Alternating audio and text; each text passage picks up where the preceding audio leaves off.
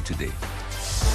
La tendance sur les marchés américains assez indécise, les indices américains hésitants, le Dow Jones progresse un peu, le Nasdaq lui recule, est dans le rouge mais pour peu de choses. Grégory Volokin est avec nous, le président de Mescart Financial Services. Bonjour Grégory, commençons peut-être avec ce qui se dit chez vous à Wall Street aux États-Unis sur les marchés par rapport à la santé du président Donald Trump, rentré hier en fanfare et bombe torsée à la maison, torse bombé à la Maison Blanche. Qu'est-ce qui se dit aujourd'hui sur son véritable état de santé, Grégory? Écoutez, je dirais que le mot d'ordre aujourd'hui, c'est il faut se méfier des apparences. C'est clair que Trump veut donner l'apparence qu'il est guéri, il veut donner l'apparence qu'il a triomphé de Covid, que Covid c'est juste une mauvaise grippe. Il montre qu'il n'a plus besoin de masque en enlevant son masque. Mais ça, c'est la première apparence. La deuxième chose qu'on peut voir quand même, c'est que quand il parlait depuis ce balcon de la Maison Blanche, beaucoup de gens ont noté qu'il avait un tout petit peu de peine aussi à respirer. Donc, c'est clair, il n'est pas sorti de l'auberge. Mais la vraie question pour les marchés, c'est qu'est-ce qu'on fait de toutes ces informations, qu'elles soient vraies, fausses ou juste des suppositions. Et en fait, le marché, je dirais, a totalement changé d'opinion depuis quelques jours. Le marché est en train de parier sur une victoire de Joe Biden, non pas seulement grâce au sondage, mais aussi par le fait tout simplement que pour faire une campagne électorale, Trump maintenant va avoir beaucoup de peine. D'abord, il doit rester à la Maison-Blanche au moins pendant une dizaine de jours depuis le début de sa maladie, mais personne ne sait quand il a commencé à être malade. Lui, il dit que c'était vendredi qu'il a été testé positif. On pense que c'était peut-être plus tôt, mais enfin, si il reste sur vendredi, ça veut dire qu'il va rester encore une semaine à la Maison-Blanche et toute sa campagne est désorganisée parce que, en fait, les plus grands membres importants de sa campagne, porte-parole, stratégistes, sont tous malades avec Covid ou ont été testés positifs. Donc, grosse désorganisation de la campagne, des marchés qui pensent que Biden va gagner. Alors pourquoi ces marchés hier montaient ou se tiennent relativement bien aujourd'hui?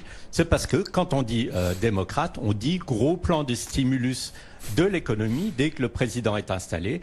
Et les chiffres articulés d'un plan de stimulus de l'économie par les démocrates, 3,5 trilliards de dollars, ça serait beaucoup plus même qu'un accord temporaire entre les démocrates républicains pour un plan d'aide à l'économie. Et donc, on se dit que cette hausse des marchés, à mesure que Joe Biden monte lui aussi dans les sondages, cette hausse des marchés pourrait se poursuivre jusqu'à l'élection avec aussi l'espoir d'un plan de soutien, d'un nouveau plan de soutien à l'économie américaine, peut-être d'ici peu de temps entre républicains et démocrates? Je dirais il faut se souvenir quand même qu'il y a un mois, la plupart des gens, pas moi forcément, mais la plupart des gens faisaient le commentaire: mon Dieu, si Trump n'est pas réélu, ça veut dire quoi? Augmentation des impôts, socialisation de la médecine, etc., etc. On ne parle plus de ce genre de choses qui faisaient peur. On parle peut-être d'augmentation d'impôts. Il y a eu une étude qui a été publiée aujourd'hui. Augmentation d'impôts, selon le plan de Joe Biden, c'est sur la première année moins 0,3% du produit national brut. Donc pratiquement rien. Et si on met en face un plan de stimulus très important, que ce soit au niveau des infrastructures, que ce soit des aides directes aux individuels, aux chômeurs, la croissance continuera à être là. Donc le marché fait ce pari un peu optimiste peut-être, mais en tout cas extrêmement différent aujourd'hui d'il y a un mois, que les démocrates pourraient être positif en fait maintenant pour les marchés actions ici aux États-Unis.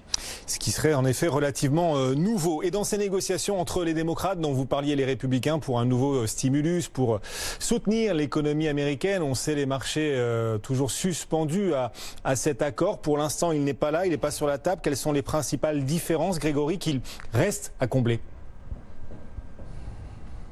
Alors on peut trouver des différences au niveau des sommes, évidemment, mais ça n'expliquera pas toute différence au niveau des sommes. Par exemple, les démocrates voudraient réinstaller cette aide au chômage, aux chômeurs de $600 par semaine. Les républicains disent non, 600 c'est beaucoup trop, parce que si les chômeurs touchent $600 par semaine de plus, ils vont pas chercher à trouver un emploi. Donc les républicains proposent 400. Entre 400 et 600, la différence n'est pas si énorme. Autre chose, aide aux collectivités locales, aux États. Les démocrates voudraient 400 milliards, les républicains disent 200 milliards. Évidemment que ça semble être une grosse différence, mais entre les deux, peut-être qu'ils peuvent se mettre d'accord. Je dirais que maintenant, surtout, la chose principale, c'est les républicains, voyant les sondages, voyant quand même que Trump n'est pas forcément très en forme pour faire une campagne, peuvent se dire aussi que, en fait, ils ont pratiquement perdu d'avance la majorité au Sénat, et que, en fait, pour les républicains aujourd'hui, voter un plan de stimulus pour l'économie, ça serait plutôt aider les démocrates. Je pense que c'est peut-être ça qui est en train de se passer dans la tête des républicains. Plus du tout une question fiscale de savoir si le déficit se creuse, plus une question de savoir si on fait un plan maintenant d'aide à l'économie, à qui va profiter cet argent? Est-ce que ça va être à Trump ou est-ce que ça va être à Biden? Et pendant ce temps, l'économie américaine doit pendant ce temps attendre. On voit d'ailleurs une pression sur le marché de l'emploi américain. On l'a vu à travers le dernier rapport sur l'emploi. Et puis alors quand on regarde l'actualité des entreprises, on comprend que cette pression est partie pour se poursuivre. Southwest Airlines annonce de son côté, alors pour éviter les licenciements, des baisses de salaire. On voit que c'est compliqué. Il y a des contorsions là de la part des entreprises pour éviter ces licenciements. Difficile à éviter, mais peut-être au prix de baisse de salaire, peut-on y arriver? C'est en tout cas la stratégie choisie donc par Southwest. Qui serait concerné, Grégory, et qu'en disent les syndicats chez vous? Oui, et c'est la bonne question. Alors, qui est concerné chez Southwest, qui est quand même en gros la meilleure et la plus saine des compagnies aériennes américaines, puis c'est la seule qui n'a pas cherché, à part Delta, une aide de l'État, et c'est la seule, en tout cas, qui n'a licencié personne pour le moment. Qui serait concerné? D'abord, le patron, le CEO, qui a déjà accepté de ne pas être payé jusqu'en 2022. Ce n'est pas un détail, parce que l'année dernière, il avait été payé quand même 6 millions de dollars, ce CEO. Qu'est-ce que le CEO propose maintenant?